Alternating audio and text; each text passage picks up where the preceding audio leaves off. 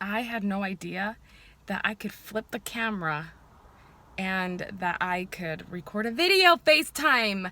I thought it was only possible on Instagram and Snapchat. Okay. Hi. Hola, ¿cómo están? First, I want to start off with an apology. I am so sorry that I hyped it up that I was going to launch everything yesterday. And I don't know if I'm ready for that. I made, I think, like 3 or 4 videos in the bathroom, and then on my bed, and then in my closet that I decorated super cute. And I don't think launching or like getting on social media and finally like speaking out has anything to do with my surroundings, but like everything on the inside that stops me, it's hard facing reality. It's scary. And then on top of that, sharing that with the world. And honestly, I don't really know why, because I'm personally going through healing right now, and I have a life coach and a Reiki coach, and working really close with my family, and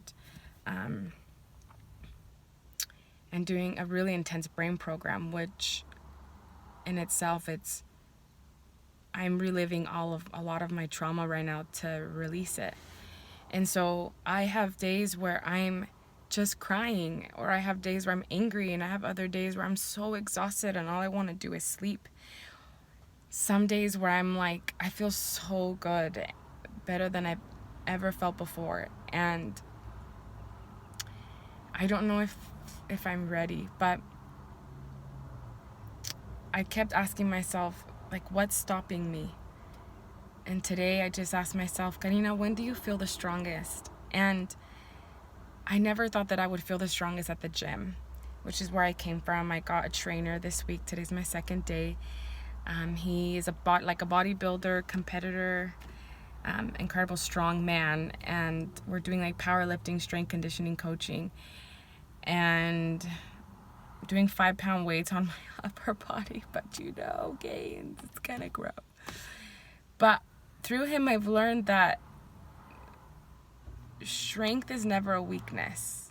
And I believe that connecting and being vulnerable and expressing how you feel where you're at and facing your reality is strength. And that knowledge is power, because as I've recognized and met people that have given me tools to implement in my life, I don't feel in some areas as weak as I once felt. And it's scary talking about depression. It's scary talking about anxiety and PTSD and sexual abuse and rape and being held hostage and those experiences, and I've had them all. And like, I wish there was something that I could watch that was a how-to, and don't do this and don't try that. Like, what it's like, I'm interrupting a lot of my day-to-day schedule and commitments and responsibilities, because it's hard to express at work what's going on at home. It's a lot easier to call in work and say, I'm throwing up, I have a migraine, I can't go into work today, and you'll get the day off. But I mean, even if they don't want to give it to you, like, they don't want you at work infecting everybody. And I feel like if you call in saying you had a true nervous breakdown, or you had a trigger last night and so you truly did not rest and your body just needs to sleep, you don't have your game face on, I feel like, or tell that to your teacher. It's hard. It's not easily accepted. People think of it as an excuse. You're being lazy. And I'm experiencing that. And it's taking try after try to learn how to advocate for myself, express it right, knowing what details to share, what not to share, so that people can begin to see, okay, this is real. This is serious. And I can be a little compassionate, or we can work this out. And so those are things that I want to share with you as I discover them. And the hopes that I can help somebody feel normal, and that as others share and I connect with others, that it can be the same for me back. And so I don't know if I'm going to continue to do these vlogs just yet. And I'm sorry that it's not easy and that I didn't follow through. But I know that I'm so grateful that instead of falling into or that I got the courage to fight through my suicide thoughts and fight through this loneliness, that I turned to my sister and my mom. And that miracle started coming, and I started meeting the right people. I had to come from Hawaii. I live in Hawaii. I live now in Vegas, but I had to come back to get help. And I want to share that because I'm really conquering demons that I never thought that I could conquer. And I want to keep believing that vulnerability is beautiful.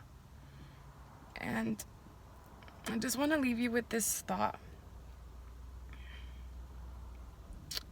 Suffering births a rare form of beauty.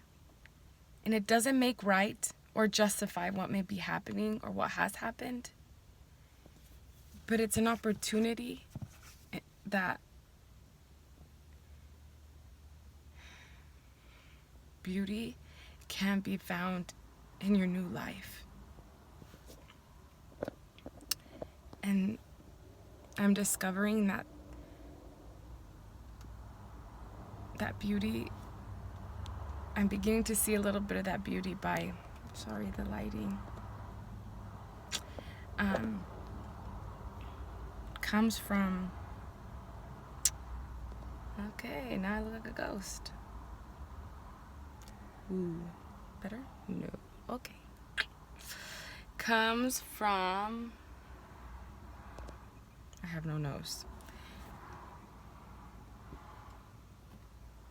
Comes from discovering that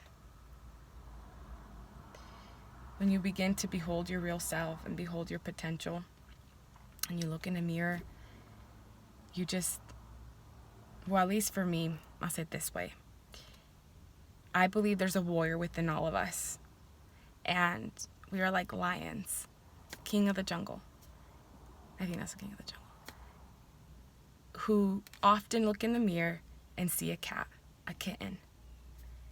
And we fail to see our potential.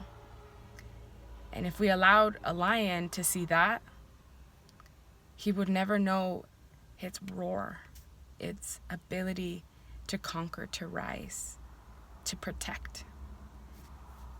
And that is within all of us. And so I want to begin to see that warrior. But thank you for your patience. I hope you have a beautiful day, and